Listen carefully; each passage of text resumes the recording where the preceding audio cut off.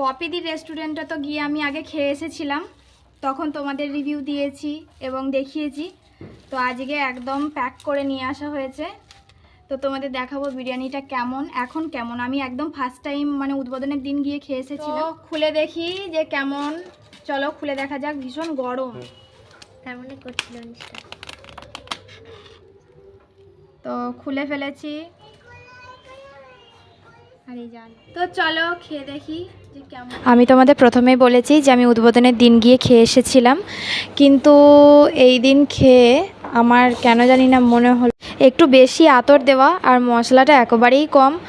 আর কেন জানি না আমার মনে হয় উনি খুব তাড়াতাড়ি বিরিয়ানিটা হওয়ার আগেই তুলে দিয়েছিল, সেই জন্য চালটাও শক্ত ছিল, আলুটাও শক্ত ছিল, মানে ঠিকঠাক মতো মানে সেদ্ধ হয়নি।